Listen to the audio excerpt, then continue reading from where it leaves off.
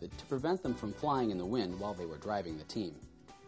Okay, let's start with the basics. Begin by draping the necktie around the collar with the seam lying along the collar facing in. The wide end of the tie should be on the side of your dominant hand. If you're right-handed, then start on the right. First, let's walk through the steps of the four-in-hand. Start with the wide end of the tie on your right and extending a foot below the narrow end. Cross the wide end over the narrow end and back underneath. Continue around, passing the wide end across the front of the narrow end once more. Pass the wide end up through the loop between the knot and your neck. Pass the wide end down through the knot in front. Draw the knot up tight to your collar by holding the narrow end of the tie and sliding the knot snug. Now let's walk through the four-in-hand again. Turn up the collar and button it at the neck. This allows the necktie to glide gently along the collar, pulling or stretching the fabric. Begin with the wide end of the tie on the side of your dominant hand and extending about a foot below the narrow end. Notice that on most ties, a diagonal seam is about midway on the tie. This is usually a good gauge as to where to make your first cross. Cross the wide end of the tie over the narrow end and back underneath. Bring the wide end over the front and then pass it up between the neck and the knot, holding the loop open with your left finger. Pass the wide end down through the knot. And notice that by tucking the loop through with your index finger of the right hand, this allows you to maintain the knot while you pull the material through. And this goes for all knots. Shape your knot and draw it up tight. Turn down the collar. And there you have a nice clear in hand. Next, we'll help you master the half Windsor. Now pay close attention because I'm about to reveal a new twist to the traditional directions. Why is this necessary? Well, the half Windsor has always appeared to be a little lopsided, until now. Start with the wide end of the tie on your right and extending a foot below the narrow end.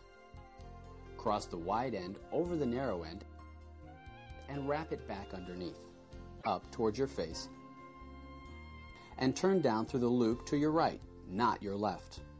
This is the new twist. Traditional directions say to go to your left. However, we found that bringing the wide end to your right results in a more symmetrical knot. This allows you to pass the wide end around the front from your right to left. Then, go up between your neck and the knot, and down through the knot in front. Tighten carefully and draw up to the collar to complete the new and improved half Windsor. Now, if you've ever had problems getting your finished tie to hang to the proper length, here's a little. Start by letting the wide end hang to twice the length as the narrow end. To check if you've done this properly, draw the wide end up to the edge of the neck. The length of the doubled end should be equal in length to that of the narrow end. Now, you'll want to experiment with any new tie, though, because there are a number of variables that affect the length of the final tie. The thickness of the material and the length of the tie itself, the thickness of the neck and the length of the torso. Also, knot styles require material, so you'll want to vary the point at which you make your first cross. Now, let's step through the half Windsor once more. The wide end of the tie should be on the side of your dominant hand and extending at least a foot below the narrow end. Cross the wide end over the narrow end and back underneath. Bring the broad end up towards you and then down between your neck and the knot. And sweep the wide end to the right this time, not to the left. This is the new twist.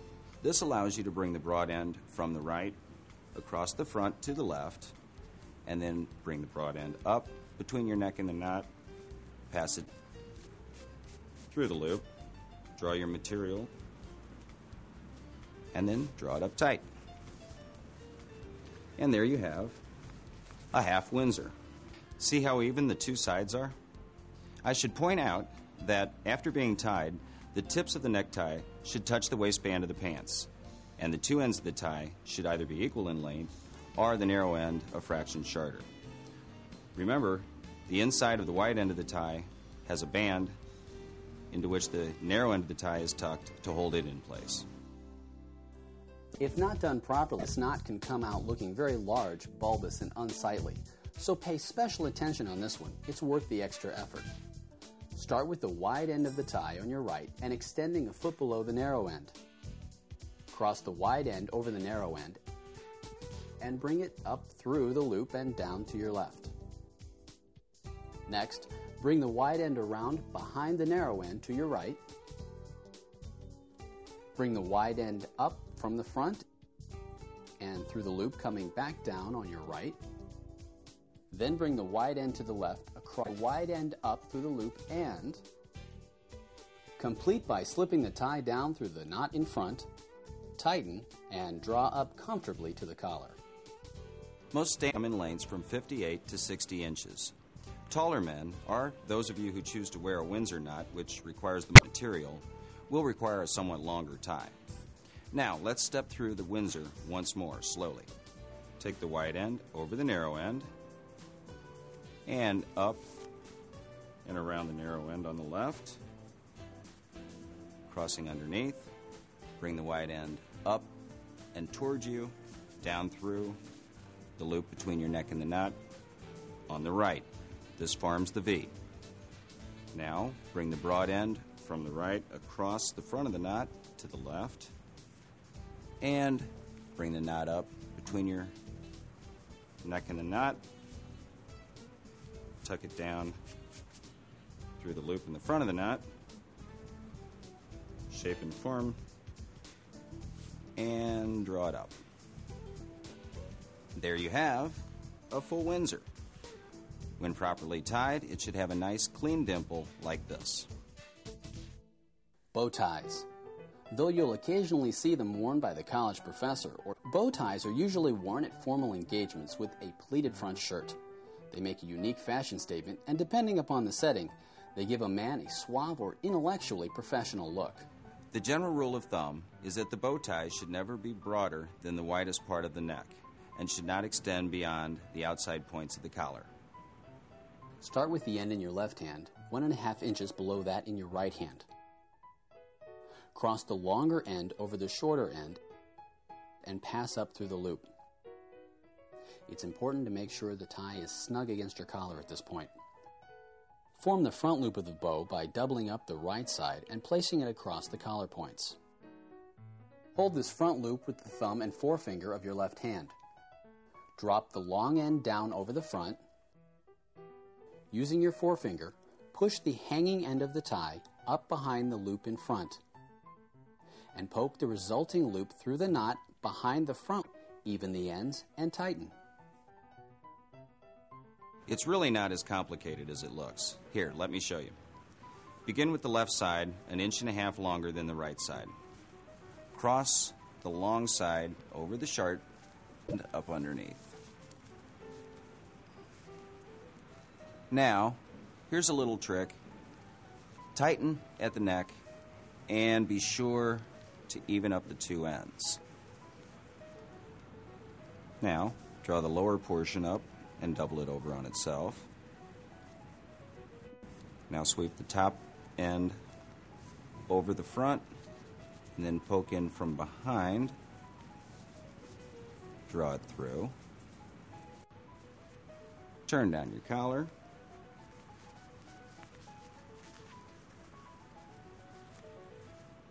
And there you have it. A classic statement, presentation, or formal engagement.